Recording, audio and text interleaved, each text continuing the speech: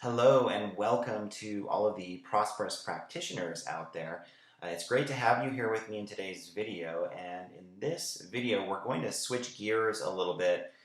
Many of our videos, of course, have focused largely on marketing and client attraction and your website and advertising and various facets of practice management. And all of that stuff is incredibly important, of course.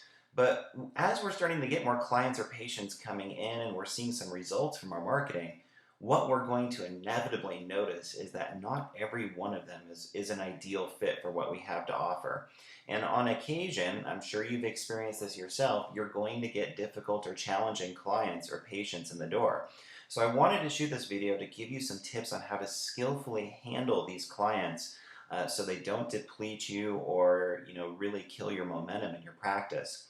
So this infographic on the slide here says, no whining, no complaining, absolutely no frowning, only hugs, smiles, and warm, fuzzy feelings are allowed. Thank you.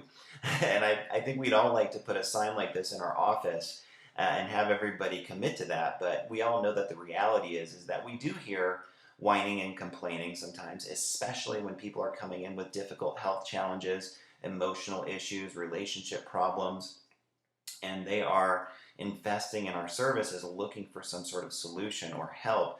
That can be obviously a very sticky situation when we're taking money for helping people with their problems. So occasionally we will get difficult clients. I think it's inevitable, even if our marketing is outstanding and we're very, very good and intentional about who we attract into our practice.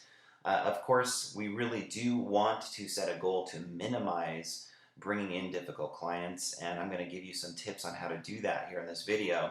But let's go ahead and jump in here, and hopefully this video will really help you out. I'm definitely sharing a few key kind of insights from my own experience treating thousands of patients over the past several years, and I think getting quite good at this conversation and learning from a lot of my own mistakes and hopefully being able to pass that on to you here. So as you know, I'm sure, consistently attracting difficult clients or patients is a recipe for burnout and dissatisfaction in your work. And I think there are really two main sources of burnout for practitioners. One is never developing the right marketing skill, so you know down to a science how to attract the right people and a lot of them. And therefore you struggle financially, your practice feels like a roller coaster ride, and you never feel like totally settled and relax, like you can take a deep breath. That's a major issue for a lot of practitioners. They're like stuck in fight or flight or survival mode.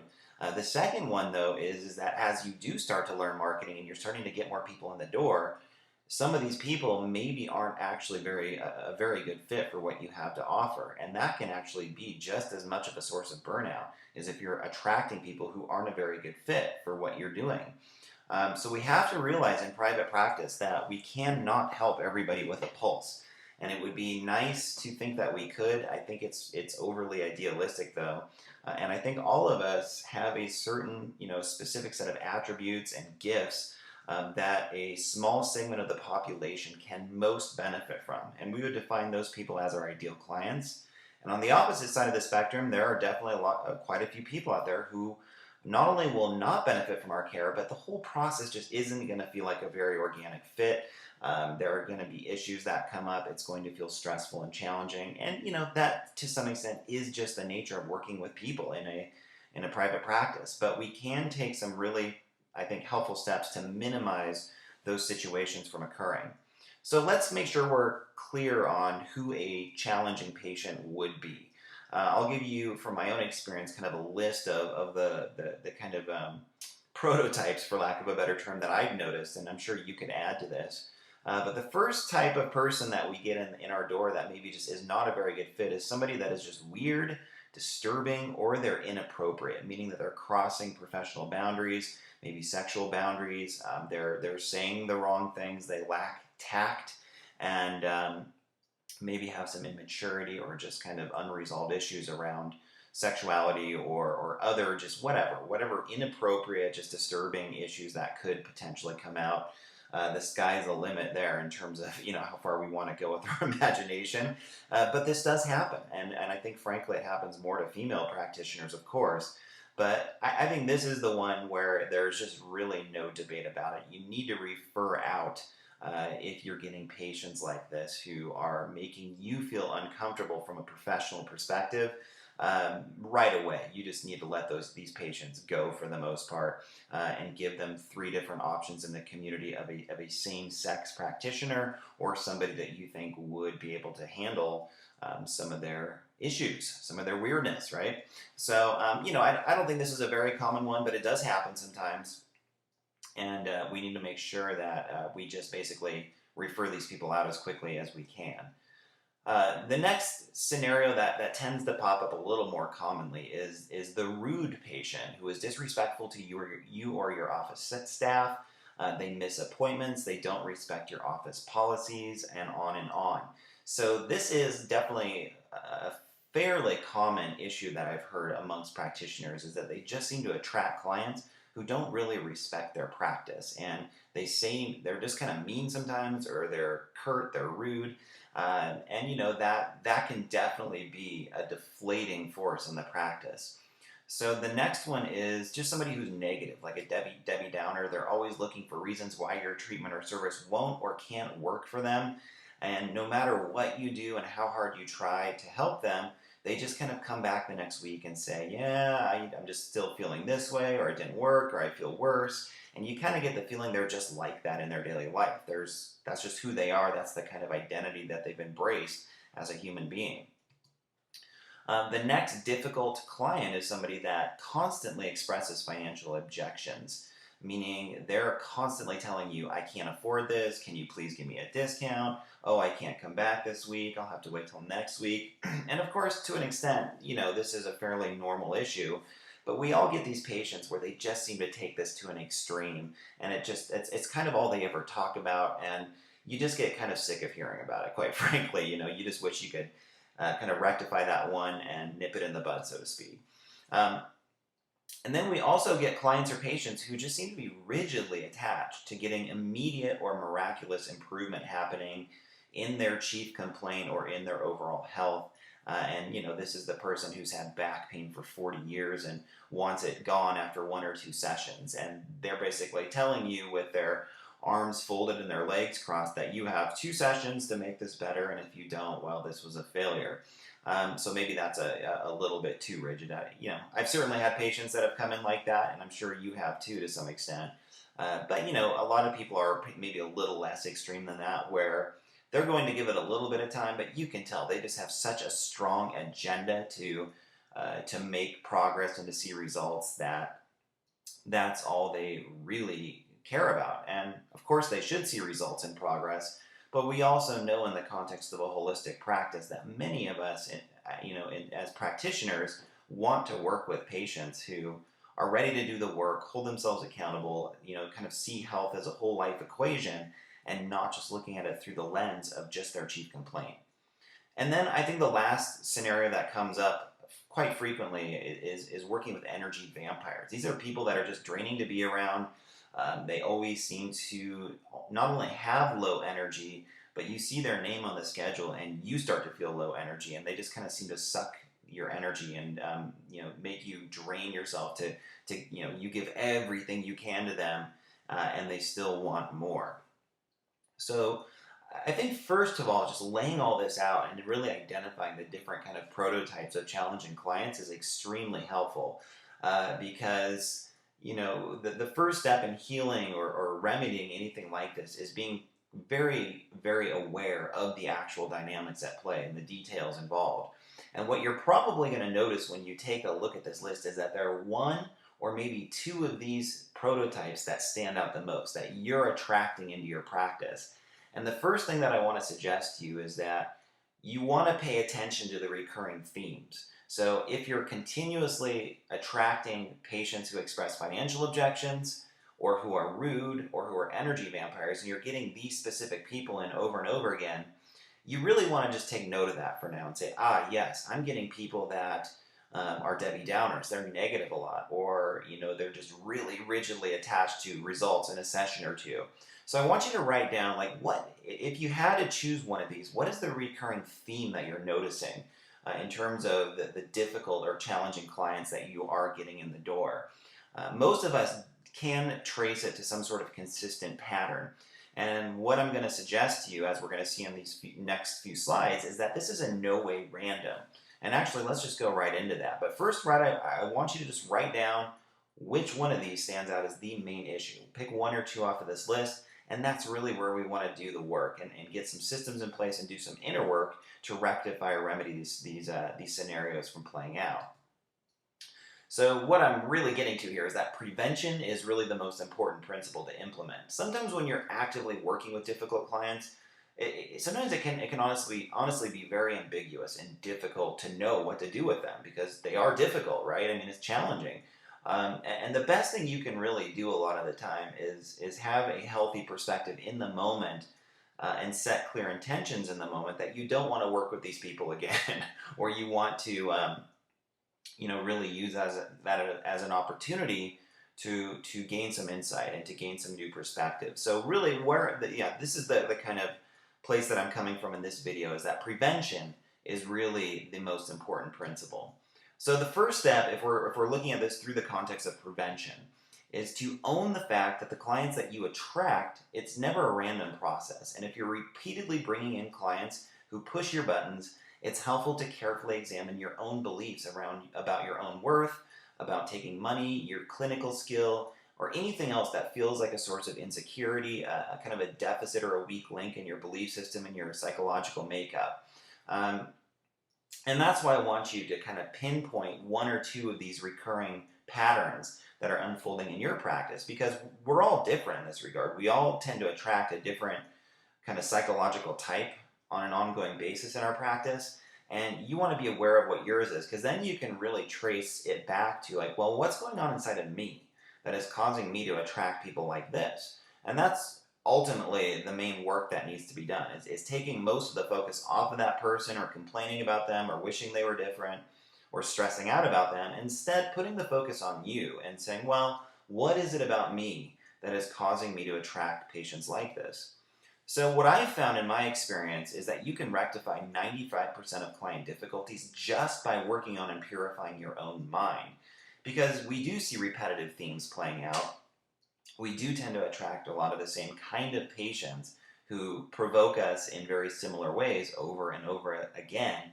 And just by healing your own limiting beliefs and really clarifying what makes you tick and what your own level of conditioning is around this, I found this to be really instrumental.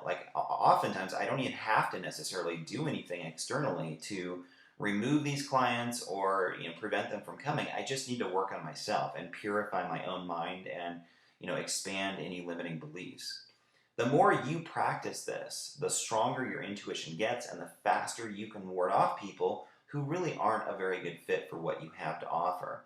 And you want to develop that intuition to the point, and this might sound a little out there, but this is definitely from my own experience, to the point where right away when you hear that person's voice on the phone, or you see them for the first time in your practice, within a matter of seconds, you just kind of intuitively know kind of how much you can help this person. There's just something inside of you that clicks and knows what you're going to be able to offer this person based on who they are and based on who you are. And honestly, I mean, I've had people call my office before who, we got involved in an initial conversation, and within a matter of a few seconds, I could just intuitively sense this was not going to be a very good fit. Some of that comes through in what they say, like if they're just expressing financial concerns, right away, how much does this cost? Oh, I can't afford it. Do you have a discount? If that's all they're interested in, kind of, right away, that's, for me, common sense that they're probably not going to be an ideal client. But a lot of the times it's just something more subtle than that. It's just something that I'm picking up in their voice, or they have so much skepticism or doubt about what I do, or kind of an unwillingness to change, an unwillingness to take responsibility for where they're at, and they're going to put all of the burden on me to get them better. Those are some of the subtle dynamics that I look for more intuitively to determine if I'm going to be able to help this person or not. And I really consider this a practice. You want to purify your own mind, develop more internal awareness, and what that does is it builds your intuition, so you develop that built-in radar, and you know very quickly who's going to be a good fit for what you have to offer and who is not. The second step is to make sure that you have solid front-end educational resources built into your client attraction and your marketing. So your marketing really should not feel like a random process. There should be a clear strategy and intention behind who you're bringing into your work and your services.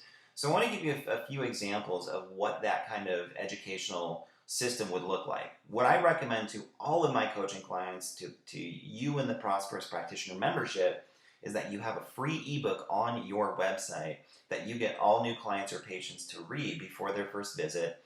And that way they'll basically be consuming some high value information that answers a lot of their main questions, overcomes a lot of their skepticism, helps them understand your treatment process better, and manages their expectations effectively. If you can just do that, that's an amazing tool to use, because what it will do is it'll ward off and filter out the people that don't want that, and maybe people that just aren't an ideal fit for what you have to offer, and it will more strongly attract the people that really want what you have to offer. This is also where a content-rich blog can be extremely helpful. So a lot of people, of course, will get on your website before they come in for their first session. Maybe they found you online, or they were referred by a current patient of yours. Either way, a lot of them will get on Google, they'll find your website, and if you have a blog, that really is kind of a showcase of what your passions are, what your purpose is in practice. It's a really clear overview of your treatment philosophy. You share case studies, kind of detailing how people get better in your care. What that does is it plants a seed kind of subconsciously in that prospective client's mind that says, oh, okay, this is what this person does. Yes, I'm interested in that, or no, I'm not. So I look at a blog as it's almost like a soapbox. It's a place where you can take a stand for what you believe in, and you get to showcase that in a lot of different ways, through case studies, through sharing insights and anecdotes from your practice, and that really helps people to very clearly in real time understand what you do and how it helps them. Another example would be your YouTube channel. Very, very powerful to shoot short YouTube videos with this exact same intention, that you use YouTube as more or less a client education portal. So they can understand exactly what you do, how it works, manage expectations, and so on, just like you would in all these other systems that we're talking about here. And lastly, your Facebook fan page. If you've watched any of my recent videos, or if you've been involved in one of my coaching programs, you know that I rave about Facebook for many reasons that a lot of practitioners, frankly, aren't even that aware of. But this is one of those examples. Facebook is actually a very powerful educational platform, much like your blog, except it's more interactive. And as you're starting to build out your fan base on Facebook, you can start really sharing quotes and insights, content snippets with your fan base that help people really get what you do. So you're not just attracting people in randomly, they're not going to come in with the wrong set of expectations, and you're positioning yourself as an expert through all of these strategies, so people will respect what you do more, and they'll be looking for more, they'll be basically looking for how you're going to help them rather than how you're not going to help them, or why they shouldn't trust you. That's what all of these kinds of expert-based strategies do for you. And the third step for prevention is to learn from previous negative interactions or stressful experiences. So we've all had them, we've all, especially if you're busy in practice. I mean, you've had patients or clients that you just walked away, with a bad taste in your mouth, and something just didn't click, it didn't feel right. Maybe they asked for a refund, or they complained about the service, or they just said they weren't getting better, or they were just a negative presence in your office, and for whatever reason there was a personality clash. The main takeaway from this is you just want to learn from these experiences, and you want to get a built-in radar for potential difficulties in the future. And the only way you can do this is if you learn from the past. And the only way you can learn from the past is if you don't take these experiences personally and you don't beat yourself up. So if you have a difficult client and your end reaction to that is just self-condemnation and judging them and judging yourself, and kind of just taking the whole thing really personally, well, you're not going to get the insight, the lesson that you needed to from that experience. And what's going to happen is you're going to plant a seed, a karmic seed, if you will, of that exact same scenario and experience showing up again and again and again. And that's why we tend to recurringly attract the same kind of clients. There's a lesson in there for you to get with every client, especially difficult ones. There's some sort of insight that you can draw from that that isn't solely intended to help you and to help you evolve and grow as a human being and as a practitioner.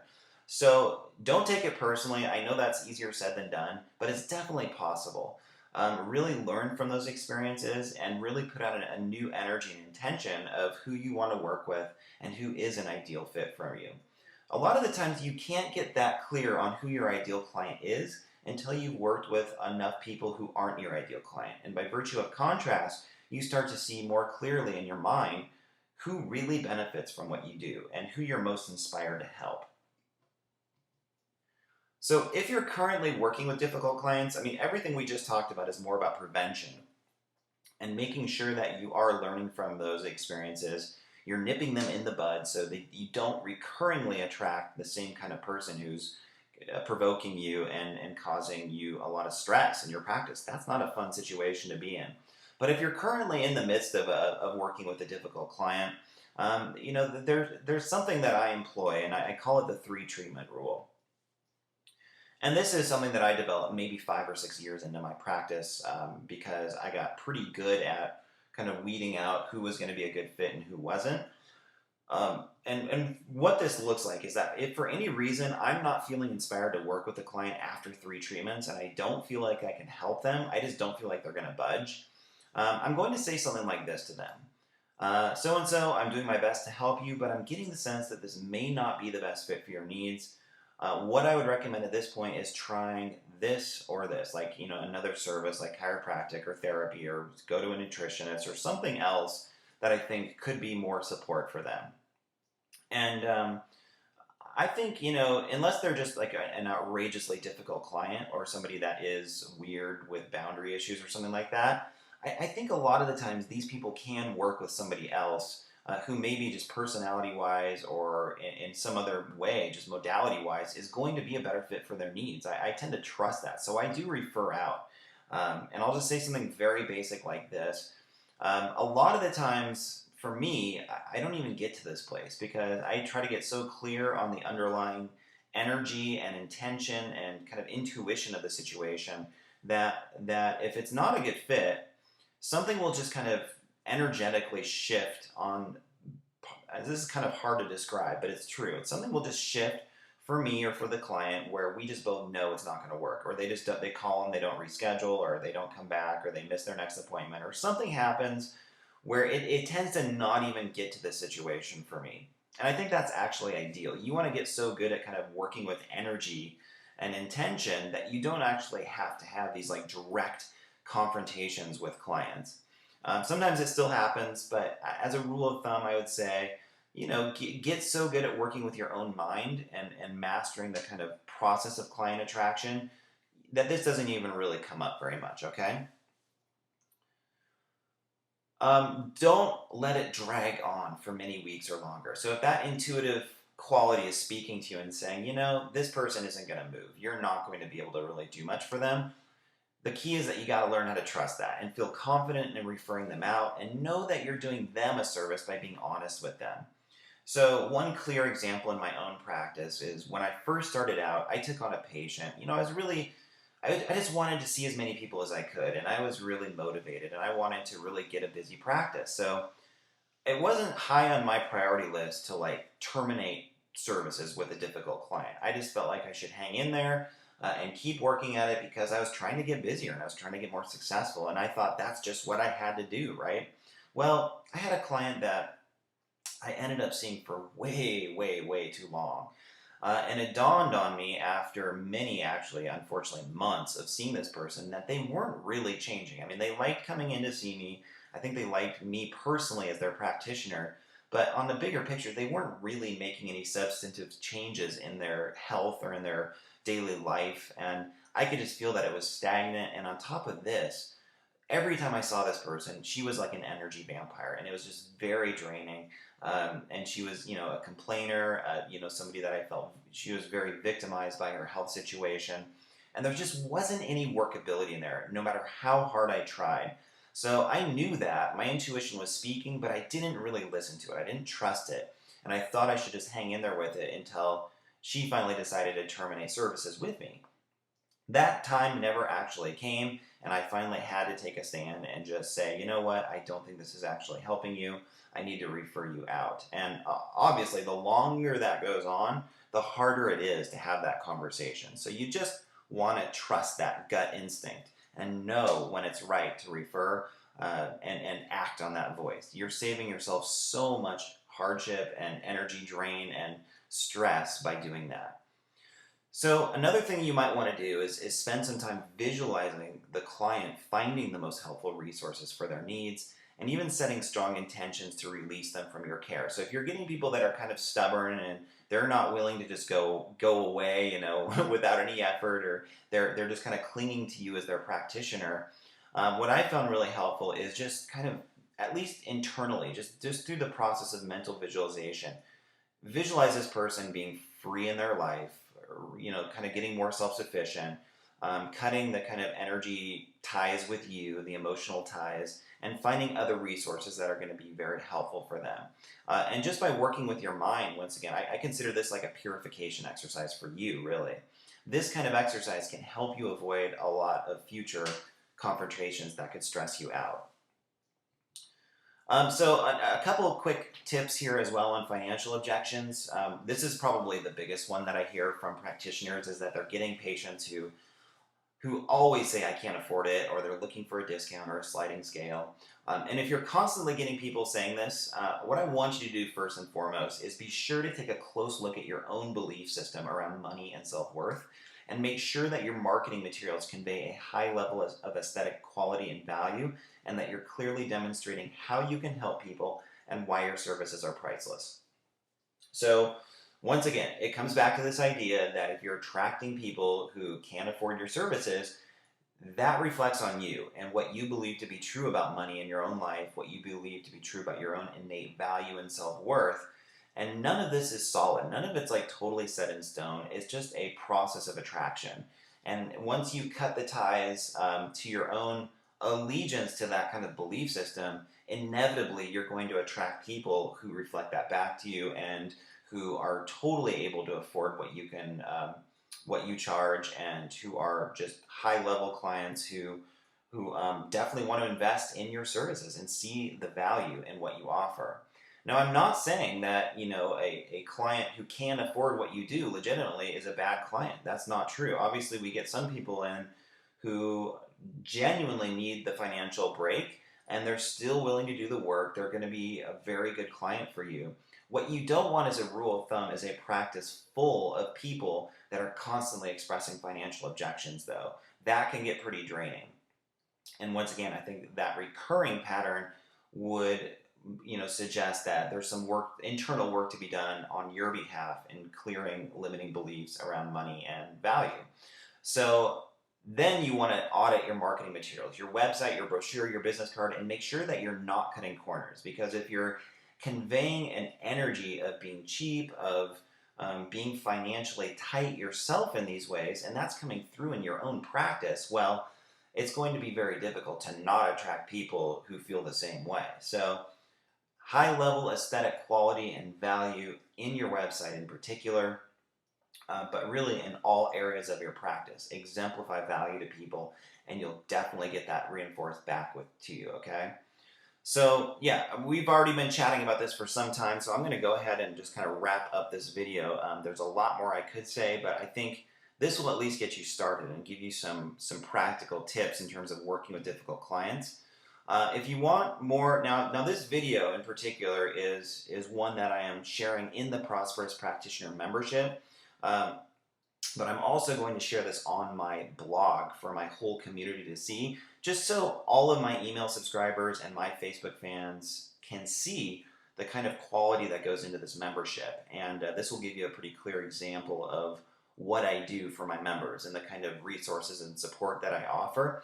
A lot of the content in this membership, the Prosperous Practitioner membership, is about marketing and getting you more financially successful and developing you into a more savvy and empowered entrepreneur, and really overcoming a lot of the main mistakes and challenges and hurdles that I see holistic practitioners, up against over and over again. So if you want to check out my membership and get more training like this, just go to prosperouspracticenow.com, take the $1 trial there, and if you like the content and you want to stay a member, it's a very low monthly price after the first month, and I really believe it's some of the highest quality information and resources that you can get online to build your practice at such a low price point.